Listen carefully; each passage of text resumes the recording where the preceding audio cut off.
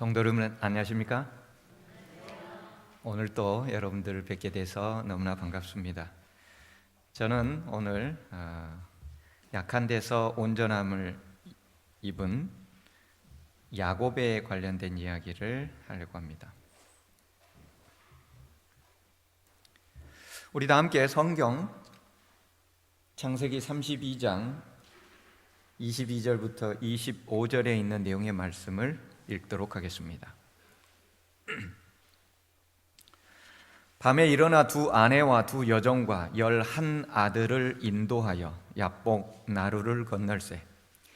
그들을 인도하여 시내를 건네며 그 소유도 건네고 야곱은 홀로 남았더니 어떤 사람이 날이 새도록 야곱과 씨름하다가 그 사람이 자기가 야곱을 이기지 못함을 보고 야곱의 환도뼈를 치매 야곱의 환도뼈가 그 사람과 씨름할 때에 위골되었더라. 아브라함이 그의 나이 100세가 되었을 때 이삭을 낳습니다. 이삭은 40세에 결혼하고 60세가 되었을 때에 쌍둥이 아들 에서와 야곱을 낳게 됩니다. 동생 야곱은 언제나 첫째로 장자로 태어나지 못한 것에 대한 늘 아쉬움이 남아 있었습니다. 그래서 창세기 27장에는 눈이 어두워진 아버지 이삭을 속여가지고 그만 장자의 축복을 자신의 수완을 동원하여서 다 받아가는 모습이 등장합니다. 당시 장자의 축복은 매우 중요한 것이었습니다. 장자는 가정의 제사장권을 가져갑니다. 뿐만 아니라 아브라함 때로부터 내려오는 메시아가 태어날 메시아의 조상의 특권도 갖게 됩니다. 그것뿐만이 아니었습니다. 물질적 재산, 축복의 다른 형제보다 2배를 가져가는 것이 장자의 특권이었습니다. 그런 장자의 복을 그 형이 장자였는데 그것을 빼앗아 간 것이었습니다. 야곱은 자기 능력, 자기 수완을 동원하여 하나님의 계획을 하나님이 주시겠다는 것을 갈취하게 된 것입니다.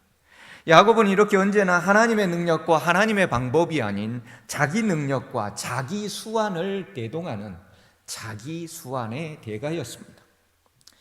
야곱의 속임수를 알게 된 형 에서가 아버지가 돌아가실 기한이 곧 다가오니 내가 내 동생을 쳐 죽여야 되겠다는 말을 하게 되고 야곱은 그것이 두려워서 이제 야반 도주를 하게 됩니다. 야곱이 야반 도주하게 된 나이가 얼마나 되었었을까요? 학자들은 얘기합니다. 야곱의 나이 77세에 도망가게 된다고. 화이트부인도 얘기를 합니다. 거의 100년 전 야곱의 어머니 리브가가 건너왔던 그 길을 이제 야곱이 그 길을 거슬러서 가고 있다고. 아브라함이 희망을 품고 건너왔던 바로 그 길, 리브가가 소망을 품고 하나님의 명령을 따라 기쁨을 안고 왔던 바로 그 길을 야곱은 소망이 아닌 절망에 빠져 그 길을 저벅저벅 걸어가고 있는 것입니다. 잠들기 전에 언제나 그랬듯 엄마가 옆에 있는 것도 아니었습니다. 이불도 없습니다. 아무것도 없습니다. 그저 돌베개 하나를 베고 잘 뿐이었습니다. 홀로 길바닥에 앉아 절망 가운데 잠을 청했습니다. 그런데 바로 그때 하나님께서 나타나시죠. 홀로 잠을 자고 있는데 하나님이 나타나셨어요. 그리고서 얘기를 하죠. 야곱아, 나는 너의 조상 아브라함의 하나님이요 이삭의 하나님이다.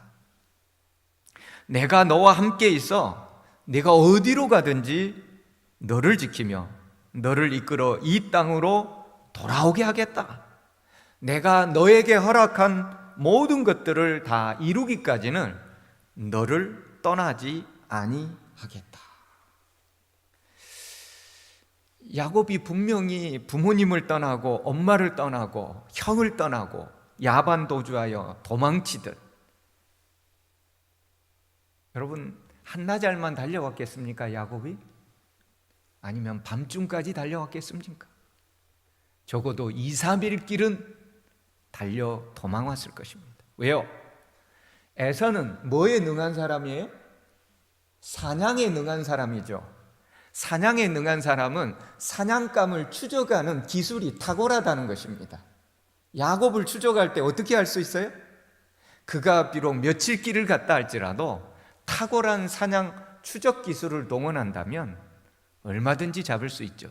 그러니 야곱은 아마 몇 날 며칠 잠을 새워가면서, 잠을 피해가면서 그 길을 달려와서 드디어 어쩌면 첫 번째 잠을 청했을 그 순간, 아무도 없고 나 홀로 절망감에 빠져있던 바로 그 순간 하나님이 나타나신 것이죠.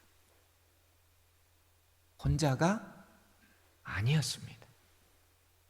외롭고 절망감에 빠져있는 야곱의 혼자가 아니었습니다. 여러분, 무슨 일들이 잘 안 되고 또 내가 너무 잘못한 것이 많아서 아무것도 안 된다 할 때, 여러분 그 순간 하나님도 여러분들을 떠났을까요? 오늘 성경은 전혀 그렇지 않다고 우리에게 알려주고 있습니다. 여러분, 하나님께서 야곱에게 이렇게 나타난 것은 야곱이 도덕적인 사람이어서 나타났을까요? 아니면 윤리적인 사람이었기 때문에 나타났을까요? 세상적 안목으로 보자면 야곱과 에서 중에 누가 더 도덕적이에요? 에서가 훨씬 도덕적이죠. 에서는 아버지 속였나요? 어머니 속였나요? 동생 속였나요? 아무도 속이지 않았어요. 도덕적이고 윤리적인 잣대로 되자면 형 에서가 훨씬 더 도덕적입니다. 그러면 야곱이 뭔가 인생의 거대한 승리를 거두고 뭔가 대단한 업적을 이루었기 때문에 하나님께서는 나타나서 내가 너와 함께 있고 내가 너를 떠나지 아니하겠노라고 말씀하신 건가요? 그것도 아니에요. 오히려 그는 부도덕한 사람입니다. 그는 비윤리적인 사람이에요. 어떻게 아버지를 속일 수가 있습니까? 어떻게 속임수로서 하나님의 축복이라는 것을, 영적인 것을 어떻게 속임수로 뺏을 수가 있는 거죠? 이건 마치 예수님을 배반할 때 유다가 뭘로 하는 거예요? 사랑의 징표인 키스를 통해서 배반한 것과 비슷한 거예요. 어떻게 영적인 것을 속임수로서 뺐냐? 야곱이 도덕적이고 뭔가 세상적으로 잘났고 그래서 하나님께서 온 것이 아니고 오히려 부도덕하고 세상적으로 아무 보잘것없고 자기 꾀에 엉망진창이 되어버린 바로 그 순간, 자신의 인생이 모두 다 끝나버렸다고 생각했던 바로 그 순간, 그 절망의 순간 하나님께서 나타나신 것입니다.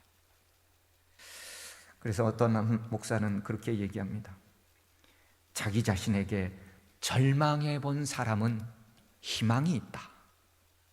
왜냐하면 이렇게 자기 자신에게 절망해 본 사람은 이제 누구만 의지할 수밖에 없어요? 하나님밖에 의지할 데가 없는 거예요.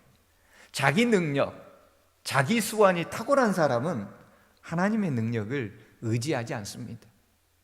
교회는 다닐 수 있어요. 믿음 생활을 하는 것처럼 보일 수는 있습니다. 야곱이 그랬잖아요. 자자손손이 모태신앙 아닙니까? 그렇지만 진정한 하나님을 믿는 것이 아니라 자기 생각의 하나님, 축복을 주는 수단 정도로만 섬기는 그런 하나님이었죠. 그런데 그곳에서 하나님이 나타나신 것이죠. 그래서 야곱은 그곳 이름을 베델이라고 불렀습니다. 하나님이 계시면 그곳이 비록 강도상도 없고 성경책도 없고 아무것도 없어도 하나님이 계시면 하나님의 전이요 하나님의 집이 되었습니다. 이제부터 하나님을 만났던 야곱은 인격적인 하나님과의 만남을 통해서 새로운 변화된 인생을 살기로 했습니다. 여러분, 근데 그렇게 하나님을 만났다고 해서 감동받고 침례받고 교문이교회에 열심히 안식일 지키며 나온다고 해서 여러분 하루아침에 모든 것들이 다 변화되던가요? 야곱의 인생을 보면 별로 그런 것 같지가 않습니다. 성경은 이제 외삼촌 집에 도착한 야곱이 그곳에서 라헬을 좋아하게 되지요. 그런데 라헬을 신부감으로 원했으나 그 외삼촌이 속여가지고 결국 레아랑 결혼하게 되고 아침에 일어나니 레아더라. 이 한마디가 얼마나 절망적인지. 그리고 나서 이제 라헬도 얻게 되고 그렇게 했지만 야곱은 언제나 누구만 더 사랑해요? 라헬만 사랑하는 거예요. 하나님을 진정 깊이 만났더라면 라헬만 사랑함으로 인하여 그 집안에 어떠한 풍파가 올지 뻔히 알기 때문에 그리 아니했었겠지만 그는 여전히 자기 능력, 자기 방법, 자기 수완 가운데 살아가고 있는 것입니다. 성경에는 이런 기록도 나옵니다. 창세기 30장 37절부터 39절이죠.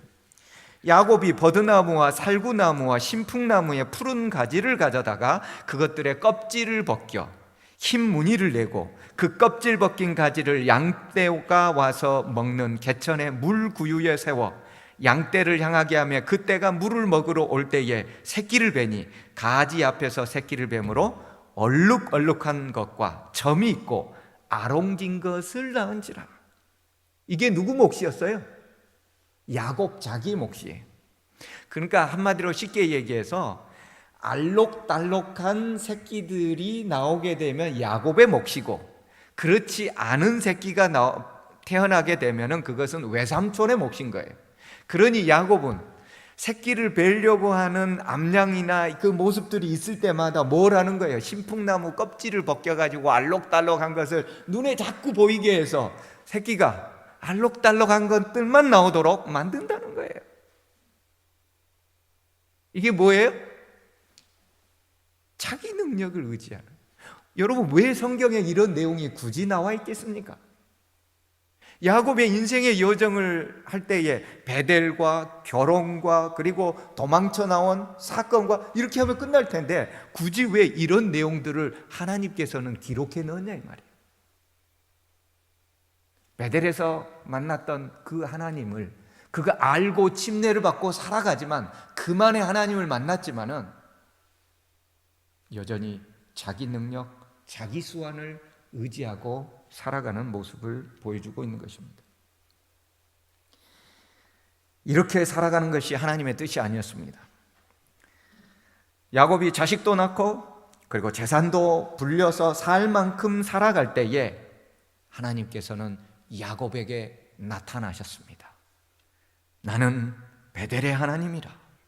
내가 거기서 기둥에 기름을 붓고 거기서 내게 서원하였으니 지금 일어나 이곳을 떠나서 내 출생지로 돌아가라. 내 출생지로 돌아가라. 여러분, 야곱은 출생지로 돌아가고 싶을까요? 왜 가고 싶지 않아요? 네, 형 에서가 있죠. 20년 전 형 에서가 있는 거예요.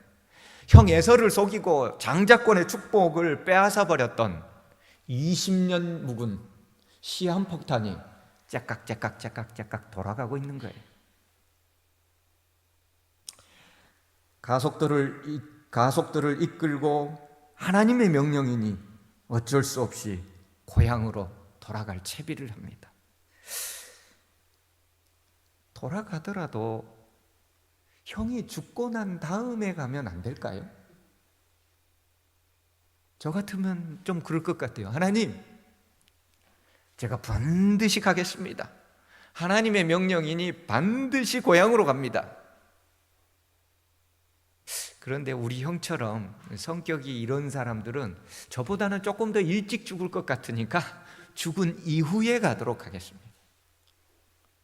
왠지 거꾸로 온 사람이 있으면 좀 그 사람 안 봤으면 좋겠잖아요. 여러분도 그런 경우 있습니까? 거꾸로 온 사람 때문에 좀 안 봤으면. 그건 하나님의 뜻이 아닙니다. 하나님은 그 거꾸로 온 감정마저도 완전히 해결되기를 원한 거예요. 야곱이 이제 자신의 모든 가족들을 이끌고서 집을 향하여 가는데 도무지 불안한 거예요. 밤에 잠을 잘 수가 없어요. 불면증에 걸린 거예요. 이제 점점 고향이 가까워지고 견디다 못한 야곱은 사절단을 미리 보냅니다. 혹시라도 내가 온 것이 또 아버지의 재산의 일부를 또 뺏을까, 또 형이 염려함으로 인하여 형의 그 쌓여져 있었던 그 시한폭탄이 완전히 폭발해버리면 안 되니까 시한폭탄 무마용으로 사절단을 보내요. 그런데 영감의 글은 얘기합니다. 사절단에 대하여 본체만체하고 400명의 군사를 동원하여 아우 야곱을 죽이려고 달려들고 있다는 거예요. 급히 사절단이 주인 야곱에게로 돌아와서 이것을 보고합니다. 잠을 잘 수가 없어요. 이제 야복강에 와서 가족들을 두 때로 나눴습니다. 한때는 레아의 자손에게서 나온, 그리고 그 종들의 자손에게서 나온 자식들 보내고, 후미 그룹은 여전히 사랑하는 라헬과 그 자식들. 아직도 자기 방법, 자기 수완을 동원하여 야복나루가에서도 여전히 서 있는 야곱의 모습을 볼 수가 있습니다. 두 때를 나눠서 보낸 다음에 야곱은 도무지 그 야복나루를 그냥 넘을 수가 없었어요. 이제 여기만 넘으면 이제 형 에서와 만나야만 되는 거예요. 형 에서를 만나기 전에 누구부터 만나기를 원했을까요? 하나님을 만나기를 원했어요. 하나님께서 보장을 해주시기를 원했어요. 거기 가도 살 수 있다는, 내가 죄를 지어서 내가 죽는 것은 가능해요. 왜? 내가 잘못했으니까. 근데 나의 죄 때문에 누가 죽게 생긴 거예요? 처자식들이 완전히 몰살당하게 생긴 거예요. 한 집안의 가장으로서 내가 잘못해서 내가 죽는 것은 가하지만 나 때문에 내 처자식들이 다 죽게 생겼어요. 여러분, 야곱이 그 외삼촌 집에 간 나이가 77세였다고 그랬어요. 20년 있다가 돌아오는 것입니다. 20년 만에 그 자식들 다 낳아가지고 11명 낳아가지고 나중에 베냐민 태어나니까요. 오는 길인데 그의 나이 20년이 지났으면 97세지요. 자식들은요, 최소한 20살 이하 아닐 겁니까? 그죠? 11명 줄줄이 뭐 부인이 4명이 있었으니 1년씩 낳는다는 보장이 없잖아요. 1년에 3명, 4명도 태어날 수 있잖아요. 한꺼번에. 생일도 비슷하게 부인이 4명이었으니까. 어쨌든 그런 상황 가운데서 자기 죽으면 처자식들 어떻게 되는 거예요? 고대에 종으로 다 팔려갈 수 있는 거죠. 선지자가 빚지고 죽어버려서 선지자의 부인이 엘리사에게 찾아와서 하소연하잖아요. 빚쟁이가 와가지고 내 자식들 종으로 데려가 버렸다. 고대에 다 그렇지 않습니까? 가장이 죽으면 그 부인, 과부가 된 여인과 그 자식들이 전부 다 종노릇 할 수밖에 없는 것이죠. 여러분, 종노릇으로 살 수만 있어도 다행이지요. 지금 야곱과 그의 처자식들은 완전히 몰살당하게 생겼습니다. 누구 때문에요? 야곱, 내 죄 때문에. 내 죄 때문에 다 몰살당하게 생겼어요. 그래서 그날 하나님을 만나야 돼요. 하나님은 해결해 줄 수가 있어요. 하나님이라면 이 모든 것을 해결할 수 있는 방법이 있을 것이다. 그래서 그가 간절히 기도하고 있더니 한 천사가 나타나서 갑자기 씨름을 합니다. 부자 선지자에는 야곱이 오는 형이 와서 자신을 공격하는 것으로 착각했다고 그랬죠. 우린 다 알고 있잖아요. 창세기 32장 24절에서 25절, 야곱은 홀로 남았더니 어떤 사람이 날이 새도록 야곱과 씨름하다가 그 사람이 자기가 야곱을 이기지 못함을 보고 야곱의 환도뼈를 치매 야곱의 환도뼈가 그 사람과 씨름할 때 위골되었더라. 여러분, 하나님께 간절히 기도했을 때에 하나님께서는 무엇을 주기를 야곱은 기대했을까요? 형의 칼날을 피할 수 있는 빠른 발을 주기를 원했겠죠. 네. 여러분, 펜싱하는 사람이 손이 빨라야 될까요? 발이 빨라야 될까요? 발이 빨라야 됩니다.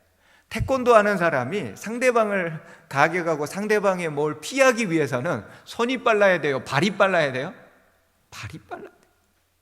모든 운동의 기본은 발과 달리기입니다. 테니스도 달리기를 잘해야 돼요. 배드민턴도 달리기가 돼야 돼요.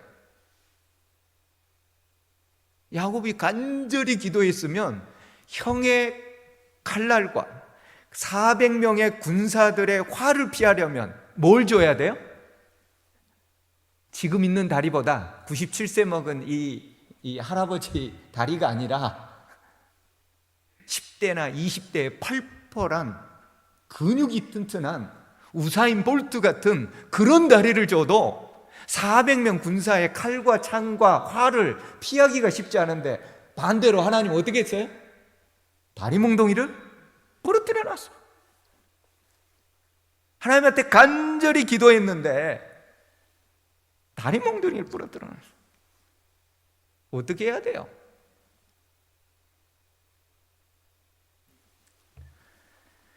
이 환도뼈라는 말을 보니까는 히브리어로는 야레크라고 한다고 그래요. 그 원어의 의미는 사실 힘, 능력 이런 것을 의미합니다. 자, 그러면 우리가 여기서 이렇게 해석을 해볼 수가 있어요. 하나님께서 야곱의 환도뼈, 야곱의 야레크를 쳤다라는 것은 야곱의 자기 힘, 자기 능력, 자기 수완으로서만 살아가는 그 모든 것들을 어떻게 했다는 거예요? 쳤다는 거예요. 야곱아, 이제 너 네 힘 믿고 네 능력 의지하여 네 수완대로 살아가는 거, 그렇게 해서 잘 살 수 있던 신풍나무 껍질 벗겨가지고 막 이렇게 저렇게 하니까 양 새끼들도 불어나고 하니까 그거 다 네 능력으로 되는 것 같던, 사실 누가 해준 건데요? 하나님이 해주신 건데.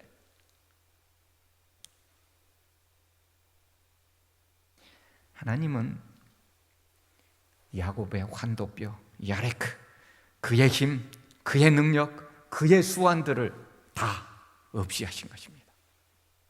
부자 선지자에도 그런 말씀이 있죠. 야곱, 그는 하나님의 약속을 신뢰하지 않고 하나님께서 당신 자신이 정하신 시간에 당신이 정하신 방법으로 이루실 그것을 자기 자신의 노력으로 이루고자 하였다. 물론 이 내용은 이제 형을 속였던, 아버지 속였던 그 사건이지만 이 말들이 그의 인생을 따라다니고 있는 거예요.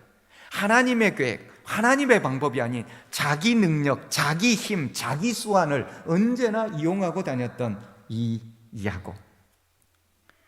하나님은 야곱의 환도뼈 야레크, 자기 힘과 자기 능력, 자기 수완을 의지하는 그것을 내리치신 것입니다. 그리고 보니까 예수님이 뭐라고 하셨어요? 만일 네 발이 너를 범죄하거든 찍어버리라. 다리 저는 자로 영생에 들어가는 것이 두 발 가지고 지옥에 던져지는 것보다 나으니라. 이게 야곱에 연관돼서 나온 말이더라고요. 야곱이 두 다리 멀쩡해가지고 자기 수완, 자기 능력, 자기 방법, 자기 힘대로 의지하다가 지옥에 들어가는 것보다 하나님께서는 그의 환도뼈를 치심으로써, 한 발을 찍어내 버리심으로써 그로 하여금 하나님만을 의지하도록. 그래서 그는 어떻게 됐을까요? 자신의 능력, 자신의 모든 것을 내려놓고 하나님의 능력, 하나님의 것만을 의지할 수 있도록 하나님께서 만드신 것입니다. 그는 언제나 자기 능력, 자기 수완으로 자신의 인생을 계획하고 자기 방법, 자기 뜻대로 살다가 그러면서도 하나님의 복을 바라는 기도하고 살아갔습니다. 그때는 하나님을 자신에게 복을 내려주는 축복의 수단이었습니다. 하나님이 하나님의 품성을 닮은 것이 목적이 아니라 하나님께서 줄 옆에 있는 그 복들, 예수님 이 땅에 오셔서 너희는 먼저 그의 나라와 그의 의를 구하라 그리하면 이 모든 것을 더하시리라고 했는데 뭘 먼저 바라는 거예요? 그 모든 더해주는 그 보너스를 바라는 거예요. 하나님을 바라고 예수 그리스도의 품성을 바라는 것이 아니라 하나님을 믿어서 복받기를 원하는 거죠. 하나님 믿고 부자 되고, 하나님 믿고 좋은 대학 가고, 하나님 믿고 좋은 직장 구하고. 하나님이 늘 수단이에요.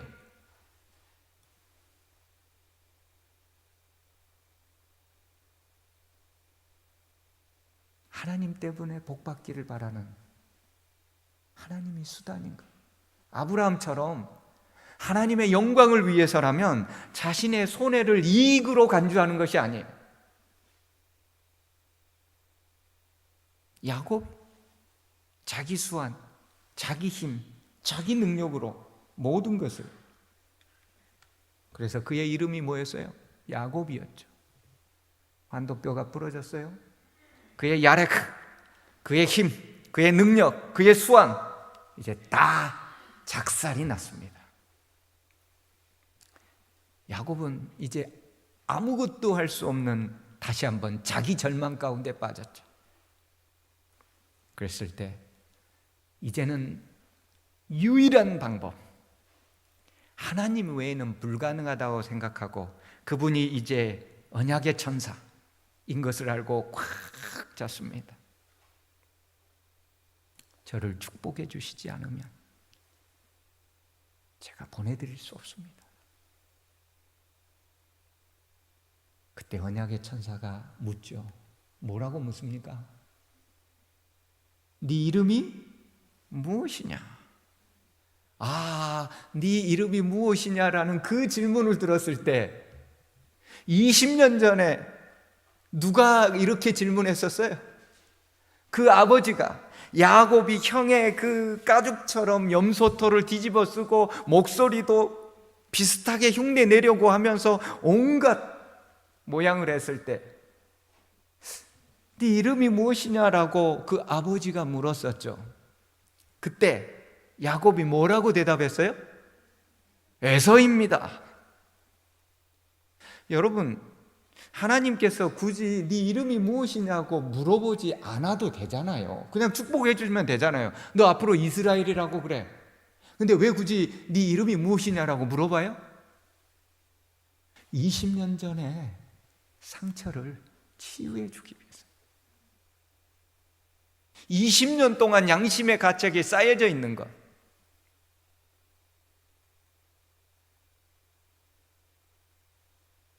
필름처럼 주마등처럼 쫙 스쳐 지나갑니다. 네 이름이 무엇이냐는 이 한마디 속에 아버지 이삭에게 속임을 하기 위하여 엄마랑 뒤에서 막 속이고 온갖 염소털을 뒤집어 쓰고, 무려 아버지가 몇 번씩이나 확인했어요? 3번씩이나 확인했는데 그때마다 아버지의 큰아들 에서입니다.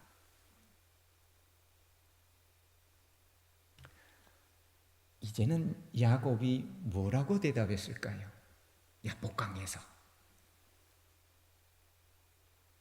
야곱입니다. 야곱의 뜻이 뭐예요? 속이는 자죠. 맞아요. 저 에서 아니에요. 저 속이는 사기꾼 야곱이에요. 제 이름은 야곱. 아무것도 할 수 없는, 이제는 절망 가운데 저 사기꾼이에요. 네 이름을 다시는 야곱이라 부르지 말라. 이스라엘이라 해라. 너는 사람과 하나님과 더불어 겨루어 승리하였느니라. 여러분, 하나님과만 겨루어서 승리한 것이 아닙니다. 사람과도 겨루어서 승리했다는 표현으로 하나님께서 그렇게 명령을 해주셔요. 누구에게? 에서에게 걱정하지 말아라. 우자 선지자에는 회개와 겸손과 자기 포기를 통해서 그는 야곱에서 이스라엘로 변화되었다라고 기록해 놓고 있습니다. 야곱은 이제 드디어 자신의 능력, 자신의 힘, 자신의 수완을 의지하던 자신의 환도뼈가 부러져 없어지고 나서야 하나님의 환도뼈, 하나님의 야레크를 의지하는 이스라엘이 되었습니다. 우리 교문리교회 성도 여러분, 여러분은 지금 어떤 환도뼈, 어떤 야레크를 의지하고 살아갑니까? 건강이 여러분의 의지할 환도뼈 야레크입니까? 돈이나 재산이, 믿음직한 부동산이 여러분의 의지할 환도뼈고 야레크입니까? 환도뼈가 아직 썽썽하게 남아있다면 여러분은 아직 이스라엘은 아닙니다. 아직 하나님의 능력과 하나님의 뜻과 하나님의 방법이 아닌 여전히 내 능력, 내 수완, 내가 가지고 있는 이 재산, 나를 호강시켜줄 이 자식들, 나를 든든히 받쳐주고 있는 이 명예들, 교회 가면 막 인사해주고 말이죠. 건축원금 좀 했고, 봉사도 좀 했고, 내 자식들까지 와서 오케스트라로, 찬양대로 봉사하고 있고, 3대가 다니고, 이런 것이 여러분의 의지할 환도뼈 야레크입니까? 여러분은 아직 야곱입니다. 그렇다면 아직 이스라엘로 못 갔어요. 이스라엘이 가나안 땅에 들어가요.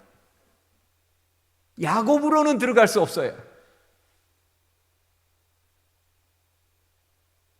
하나님께서 승리자 이스라엘을 주어야 들어갈 수 있는 것입니다. 한 여학생이 공부를 좀 꽤나 했습니다. 줄곧 학원도 안 다니면서 자기 능력으로, 자기 방법으로 공부해서 언제나 전교 5등 안에 들 뿐만 아니라 가끔은 1등도 하는 그런 학생이었습니다. 이 학생은 성경도 읽고 심지어 고3 때도 교과 공부도 하고 다니는 그런 하나님을 믿는, 성적이 우수하여 삼육고등학교 동문회에서 서울대에 한번 원서 내주는 조건으로 장학금도 두둑하게 줬다고 합니다. 일반적으로 대학을 가는 방법은 두 가지 방법이 있습니다. 첫째는 학교 내신 성적을 반영해서 넣는 수시, 두 번째는 수능 성적을 통해서 갈 수 있는 정시. 요즘 정시를 조금 늘리겠다는 게 이런 내용들이죠. 고3 기말고사를 앞두고서 이 여학생은 원인 모를 어지럼증이 심하게 일어나서 쓰러지고 맙니다. 시험 당일날이 되었음에도 불구하고 아침에 일어날 수가 없어서 그의 엄마는 즉시 가가지고 애를 물에 젖은 수건에다가 세수를 시키고 옷을 갈아입혀 가지고 아빠와 함께 부축하여 시험장에 넣어줍니다. 시험보다 쓰러지고 쓰러지면 보건실에 가서 누워있다가 다시 오고 완전히 시험을 망쳐버렸습니다. 그 여학생은 고3인데도 불구하고 성경도 보고 교과 공부까지 했기 때문에 하나님께서는 내 인생을 잘 인도해 주실 거라고 굳게 믿었습니다. 고3 1학기 기말고사 완전히 망치게 되었고 시험 보는 내내 거의 쓰러져 있었고 집중을 하려면 어지러워서 벽에, 책상에, 그리고 침대 바닥에 있어야만 했습니다. 거의 매일 그의 엄마는 아침에 기숙사로 가서 그를 부축해서 수건에다가 물을 적셔 얼굴 세수, 고양이 세수하고 옷을 갈아입혀서 간신히 넣어준 것이었죠. 좋은 대학, 좋은 학과 가는 것은 불가능했습니다. 마치 야복강에서 하나님은 그 학생의 환도뼈 하나를 치는 경험을 하게 됩니다. 그래도 학생은 포기하지 않았습니다. 뭐가 하나 더 있어요? 환도뼈 하나 더 있어요. 아직 수능까지는 4개월의 시간이 남아 있었고 수능 시험을 잘 보면 정시로 갈 수 있는 것입니다. 그도 그럴 것이 평소에 전국 모의고사를 보게 될 것 같으면 오히려 내신보다 훨씬 더 잘 나왔고 얼마든지 가능했습니다. 수능을 보았습니다. 수능을 보는 날 컨디션이 너무 좋았습니다. 왜냐하면 매일 수능을 한 번씩 모의고사를 볼 때마다 오후 5시나 5시 반이 되면 녹초가 돼서 번아웃이 됐는데 그날은 들어가는 그 느낌, 그 능력 그대로 마지막 순간까지 그렇게 활기찰 수가 없는 것입니다. 이야, 그래, 하나님은 정시로 나를 보내주시는구나. 집에 와서 즐겁게 지내다가 저녁에 밤에 채점을 했습니다. 갑자기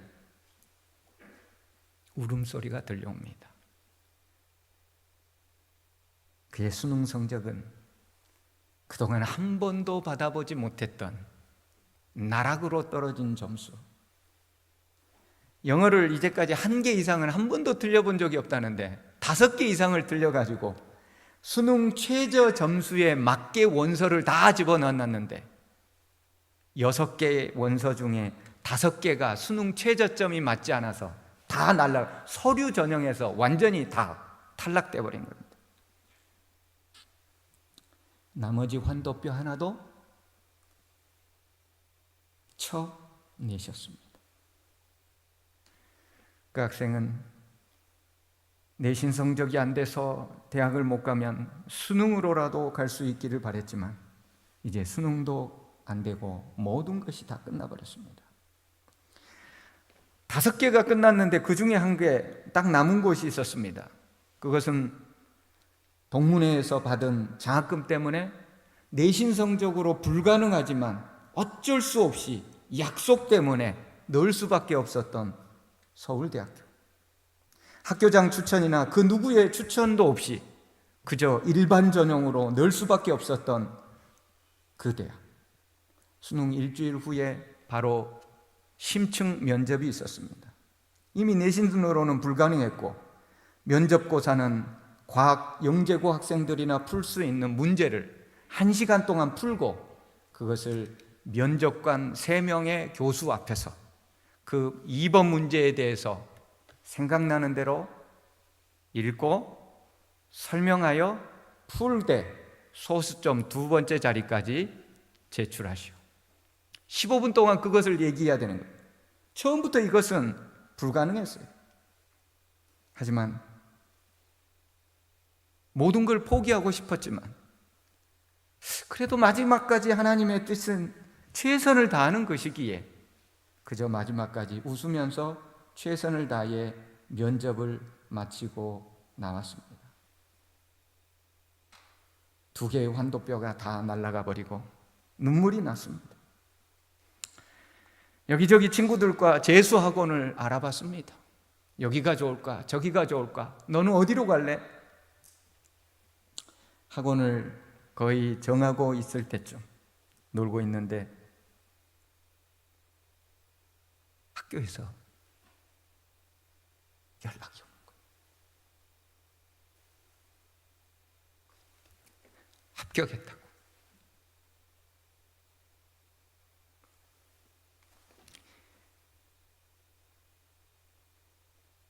그 학생은 고백했습니다. 하나님께서는 내 환도뼈 두 개를 치시고 대신 하나님의 것으로 날개를 달아주셨다고.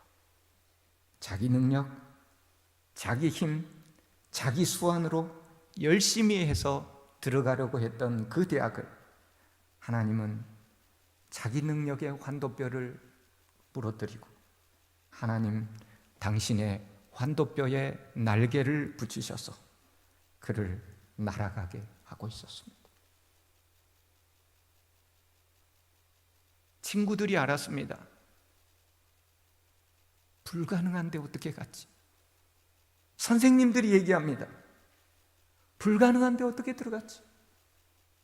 본인은 고백합니다. 하나님은 가능하셨나 봅니다.